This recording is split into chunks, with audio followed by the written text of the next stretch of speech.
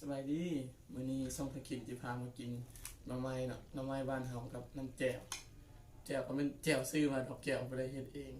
หน่อไม้ก็ไปซื้อนี่แหละหน้าโรงงานเฮานี่แหละหน้าโรงงานที่ขายนักเก็ตนี่หน่อไม้งาม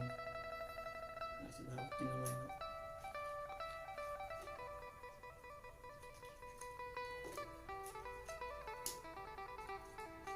ะปอกออกมาแล้วก็สิเป็นประมาณนี้แหละ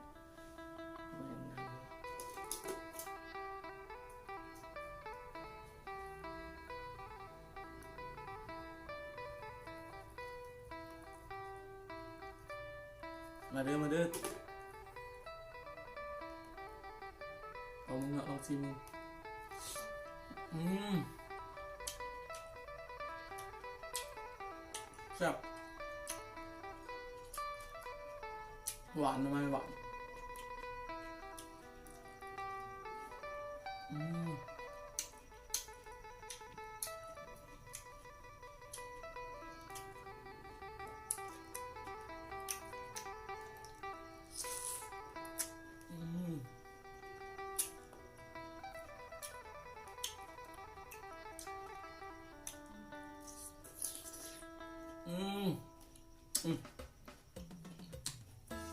คำผมปลอมอ่ะ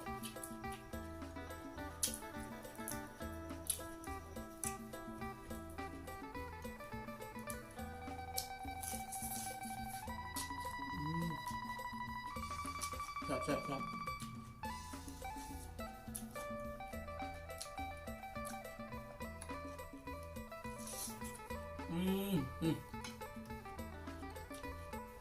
เดี๋ยว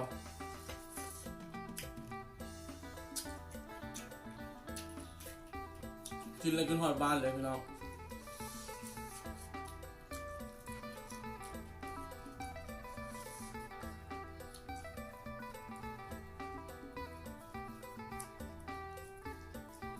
เป็นคำใหญ่พุ่นเนาะตัวนี้ติดแค้นกัน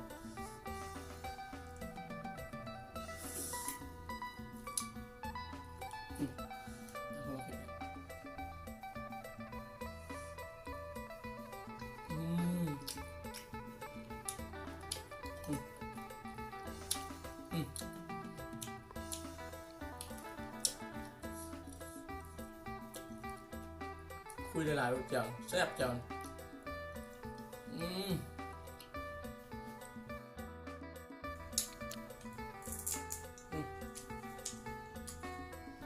กับหอมแต่ให้แซ่บข้าวมันป้อนกัน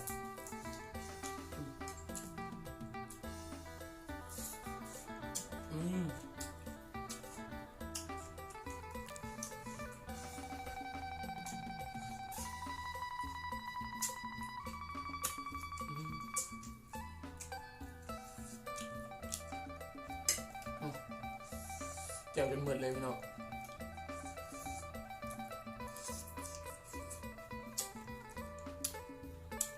ยังพอได้กินข้าวมาเด้ออันนี้ก็จะประมาณ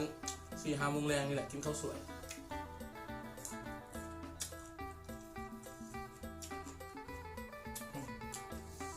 ทำไมมีต้นหนองงาม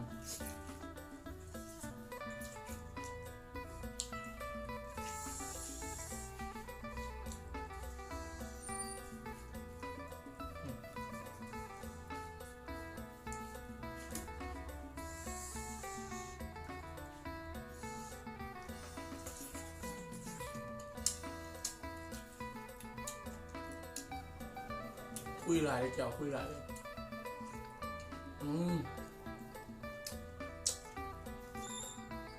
แซ่บมาเร็ว